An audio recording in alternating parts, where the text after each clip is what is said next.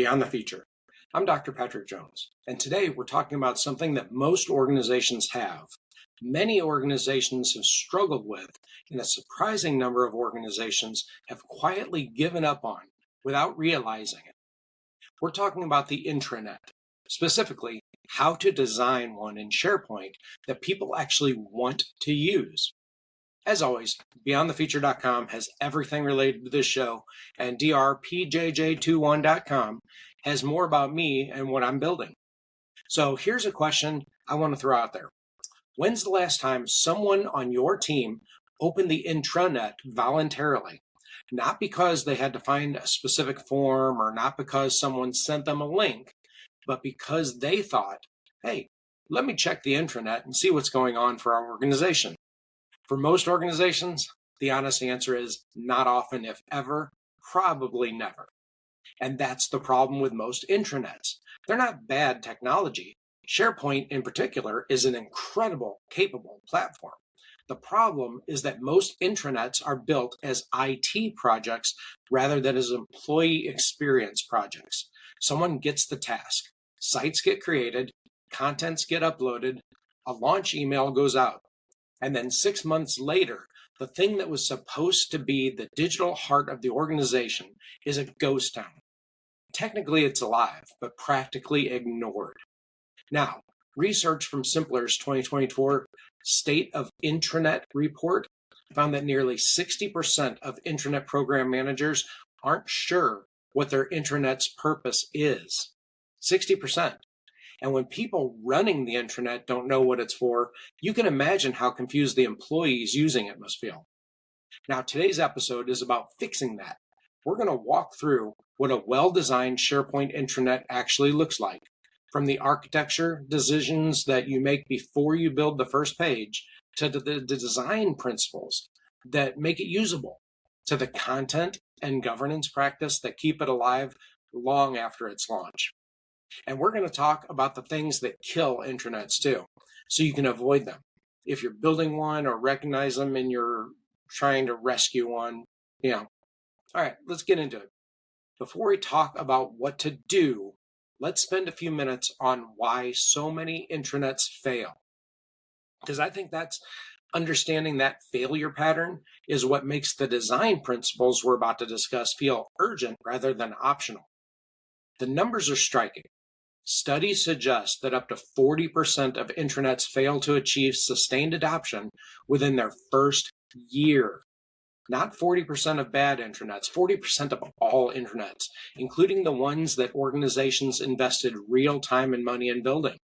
And the 2025 benchmarking report found that while 93% of employees visited their organization's intranet at least once in a 3-month window, most spent fewer than 6 minutes a day on it.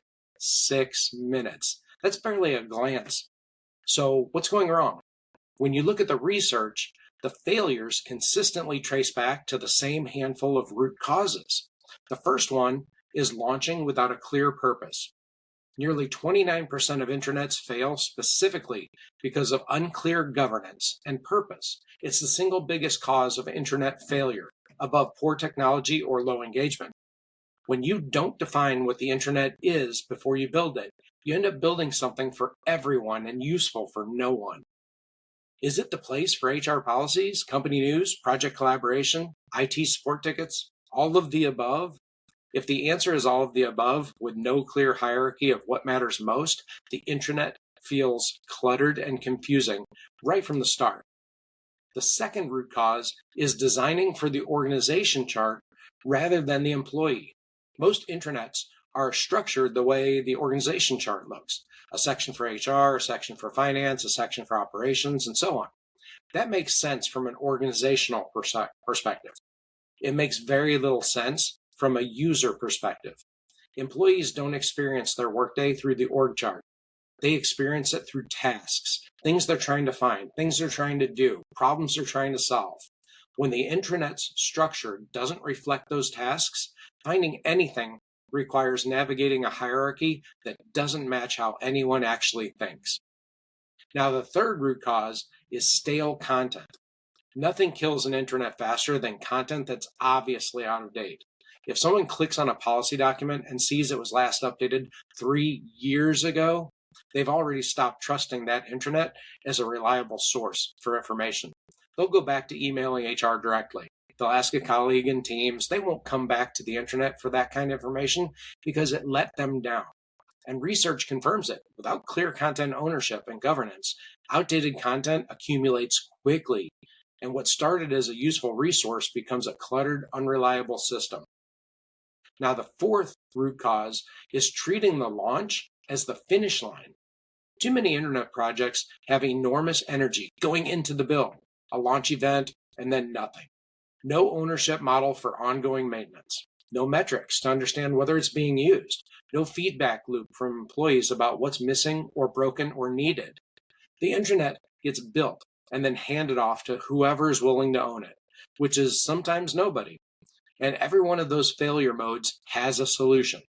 And the solution to all of them starts before a single page is created.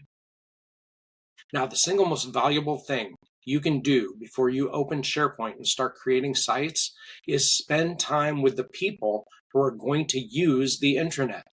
Not with the IT team, not with leadership, with the employees, the best intranet designers. And this is a consistent guidance from practitioners who've built intranets for organizations of every size. They start by mapping what they call employee journeys. What does a typical day look like for the people who are going to use this? What information do they need access to regularly? Where are the friction points in the current workflow? What do they spend time searching for that should be easy to find? What do they email HR or IT about that should be self-serviceable? A nurse in a healthcare organization needs different things from an intranet than an accountant in the finance department. And a new employee on their first week has entirely different needs than a 10-year veteran. A frontline worker who's primarily on a phone has different access patterns than someone at a desk with 2 monitors. If you build one intranet for all of those people without understanding their different journeys, they'll end up optimizing for none of them. Now, once you understand the people, you define the purpose, and this has to be specific. To improve communication and collaboration is not a purpose, it's a hope. A purpose sounds more like this intranet's primary job is to give every employee fast, reliable access to the policies, forms, and news they need to do their job from any device without having to email anyone to find it. Now that's specific, and that specific purpose becomes the filter for every design decision that follows. Every time there's a question about whether to include something or where to put it, you ask, does this serve that purpose? If it doesn't belong in the primary navigation. You also need to define success before you build. Think with the end in mind, right? What does a successful intranet look like for your organization? Is it a reduction in HR help desk tickets? Is it a measurable improvement in onboarding time for new employees? Is it the number of employees who use the intranet as their starting point for their workday? Now define those metrics up front, because they'll shape what you build and how you measure whether it's working after you launch. McKinsey research found that organizations using collaborative digital tools effectively can raise productivity by 20 to 25%. Now that's a real return on investment, but only if the tool is used. It won't be used if it wasn't designed around the people who need to use it. All right, let's get into the SharePoint specific side of things now. Once you've done the strategy and you need to make some foundational architecture decisions, and getting these right up front saves enormous pain later. The first and most important decision is your home site. In modern SharePoint, every organization should have a designated home site, a single organization-wide landing page that serves as the digital front door. It's the page employees see when they open the intranet. It's where global navigation lives. It's where the anchor that everything else connects to. SharePoint lets you designate any communication site as the home site. And once you do, it unlocks global navigation, which is a consistent navigation bar that follows employees across every SharePoint site in the environment. Think of the home site the way you'd think about the lobby of your physical office. It should immediately tell you where you are, give you a sense of what's happening in the organization right now, and make it obvious how to get where you're going. It shouldn't be cluttered with every piece of content that exists. It should be a curated launch pad. Now, the second architectural decision is your hub site structure. Hub sites let you group related sites under a shared navigation and branding umbrella without nesting them inside of each other. Your HR hub might include separate sites for benefits, policies, and recruiting, each one independently managed, but connected through the hub's navigation so that when an employee is in any of them, they can easily find the others. Here's the design principle that matters the most for your hub structure. Organize it by employee need, not by department. Instead of a finance hub or an HR hub and an operations hub that mirrors your org chart, consider what employees actually navigate toward. A hub for tools and resources that includes IT support, software access, and equipment requests. A hub for people and culture that includes HR policies, benefits, organizational news, and employee recognition. A hub for project work that connects to active project team sites. The labels and groupings should feel intuitive to the person looking for something, not logical to the person who built the org chart. Now, the third architectural decision is what type of site to use for each part of your intranet. Communication sites for publishing content to a broad audience, your home site, your departmental hubs, your policy libraries. Team sites are connected to Microsoft Teams for active collaboration, project teams, working groups, department collaboration spaces. The distinction is important because the two types look and behave differently, and using the wrong one creates friction. A communication site says, read this. A team site says, work here. Your intranet needs both, used appropriately. And one architecture decision that seems small but matters enormously is the two-click rule. Best practice guidance consistently recommends that any piece of content an employee regularly needs should be reachable in no more than 2 clicks from the homepage. If someone has to navigate through 4 levels of menus to find the expense reimbursement form, the intranet has failed that person. They'll email someone instead. So design your navigation with that 2-click constraint in mind. It forces you to make deliberate choices about what's truly important versus what's just present. All right, so now let's talk about what the intranet actually looks like. Page design, the web parts that bring it to life, and the principles that make a SharePoint site feel like a destination rather than just a filing cabinet. Now, the first design principle is clarity over completeness. The instinct when building an intranet homepage is to put everything on it. All the news, all the links, all the announcements, all the quick links to every tool the organization uses, will use, ever used. Resist that instinct. A crowded homepage doesn't serve everyone. It serves no one. The homepage should surface the most important and most frequently needed content curated intentionally with a clear visual hierarchy that guides the eye towards what matters most. So SharePoint's Hero web part, that's one of the most powerful tools for that. It's a large visual banner at the top of a modern page that can hold up to 5 featured pieces of content: links, news stories, announcements, important resources. When it's used well, it communicates at a glance what's most important right now. When it's used poorly, it's just a rotating slideshow of stock photos with vague captions that nobody clicks. So use the Hero for genuinely high priority content, an important policy update, a message from leadership, a deadline that everyone needs to know about, not for decorative imagery. Now, the news web part is what keeps your intranet feeling alive. In SharePoint, news posts are separate from static pages.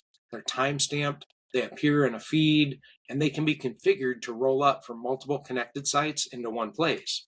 If your HR hub publishes a benefits update, and your IT team publishes a system maintenance notice, and your leadership team publishes a strategic update, a news roll-up on the homepage can surface all of them in one feed. And then with audience targeting, that shows the most relevant content to each employee based on their role, department, or location. All right, now that brings us to audience targeting. That's one of the most powerful and underused features in modern SharePoint. You can configure web parts to show different content to different groups of people. The HR team sees HR relevant news front and center. The sales team sees updates relevant to them. A new employee sees onboarding resources. A manager sees leadership communications.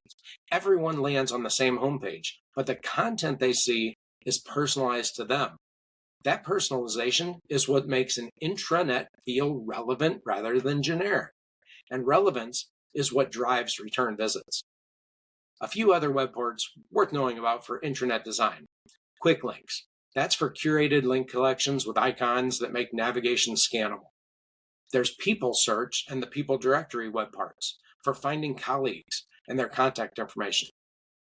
Highlighted content for dynamically surfacing documents from specific libraries based on metadata filters. And then there's events for publishing and promoting organizational calendar items. Then you also have Yammer and Viva Engage for community and conversation. Now there's Microsoft Forms, which can be directly embedded on a SharePoint page for feedback, requests, and surveys without requiring employees to navigate to a separate tool. So the design goal across all of these is to make the intranet feel like one cohesive experience. Consistent branding, consistent navigation, consistent visual tone, even when it's built across dozens of separate sites. Now that consistency is what makes it feel like a place rather than a collection of pages. All right, here's something I want to point out specifically because I think it gets skipped in most intranet conversations. The technology, that's the easy part.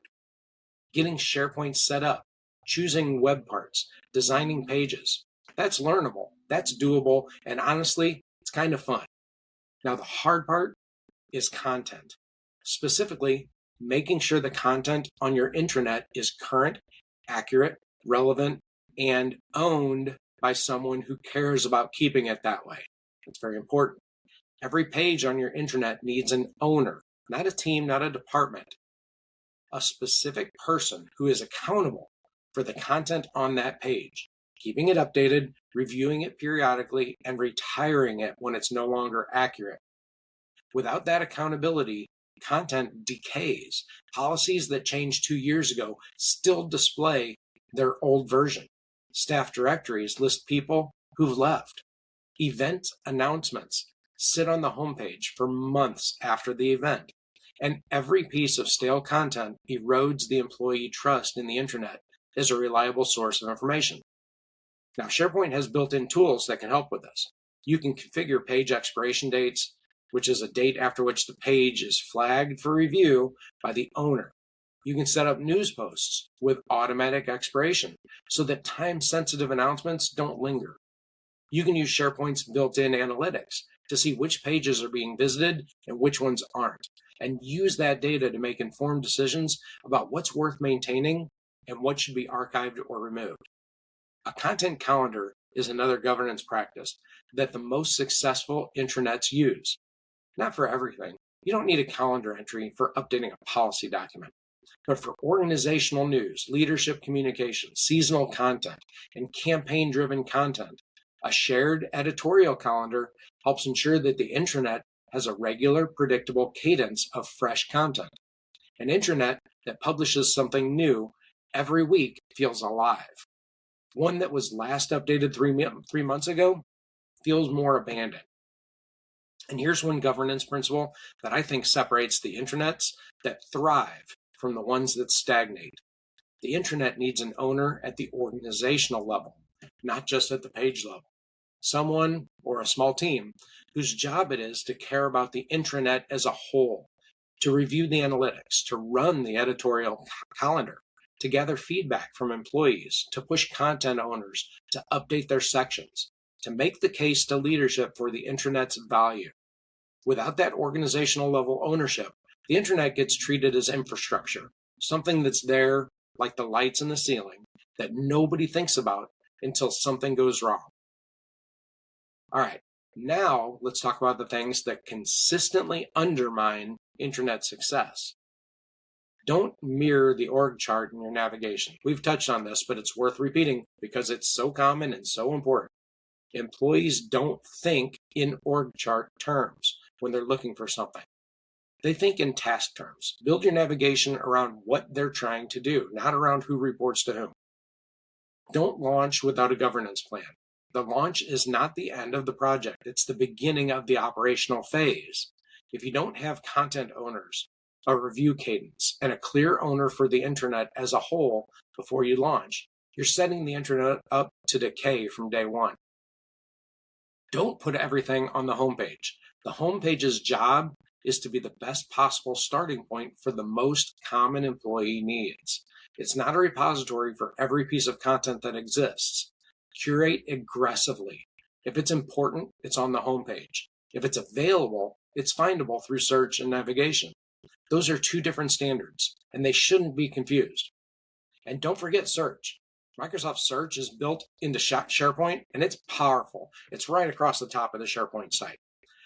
It searches across SharePoint, Teams, OneDrive, and other 365 services simultaneously. But it only works well if your content is well organized, well named, and consistently structured. If your files are named final, version 2, use this one, search can find them, but nobody knows which one to trust. So clean content, good metadata, and sensible naming conventions make search the internet's most powerful navigation tool. Also, don't skip mobile testing. Over 40% of intranet traffic comes from mobile devices. If your intranet pages look great on a desktop, but fall apart on a phone, images that don't scale, navigation that's impossible to tap, text that's too small, you've excluded a massive portion of your audience. So test it on actual devices, not just in a browser's mobile preview mode, but on the actual phone. And don't treat the launch as the finish line.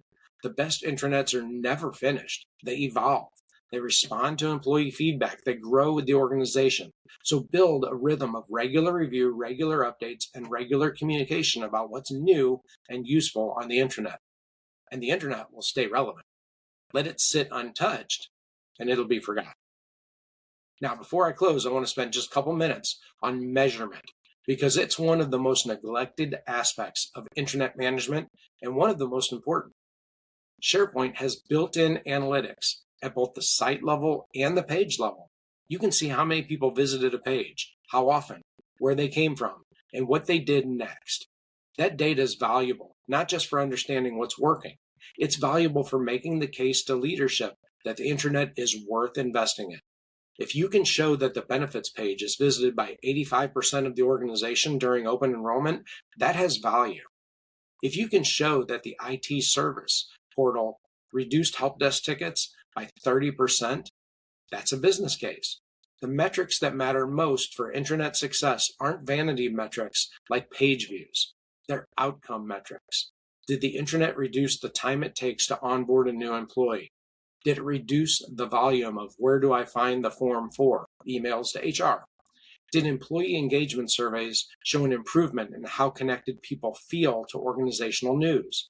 Those outcomes connect intranet investment to organizational value, and they're achievable when the intranet is designed well. So use SharePoint analytics regularly, review them quarterly, share the data with the people who own sections of the internet, and let the data guide your decisions about what to invest in and what to let go. All right, so let's summarize now. A great SharePoint intranet isn't a technology achievement. It's an employee experience achievement. The technology makes it possible. The design, the content strategy, the governance, and the ongoing care are what make it valuable. And the organizations that get this right, that build intranets around what employees actually need, that maintain them with real ownership, that treat them as living tools rather than one-time projects, those organizations see real returns, reduced friction, faster onboarding, better communication, more connected teams. Here's your starting point if you're building or rebuilding an intranet. Before you create a single site, talk to 10 employees across different roles and ask them what they spend time searching for that should be easy to find. Their answers are your information architecture. Build around those answers, not around the org chart. And if you're looking at an intranet that already exists and isn't performing, don't throw it out. Start by auditing the content. Find the stale pages, assign owners, simplify the navigation, add a news cadence. Those 4 things alone can breathe life back into an intranet that's been quietly ignored. Now, if you want to go deeper on SharePoint design, governance, and building Microsoft 365 environments that actually work for the people inside of them, that's the work I do through AuditSolve all the time. And it's territory I write about through Olympus Academy Press. If any of that's useful, hey, it's there. Everything is at beyondthefeature.com, right? Share this episode with whomever just got handed the internet project. They'll be glad you did. If you're viewing this on YouTube, go ahead and hype it up, like it, share it, subscribe to it, all the fun stuff that you do. Again, I'm Dr. Patrick Jones. Thanks for being here on Beyond the Feature, and we'll see you next time.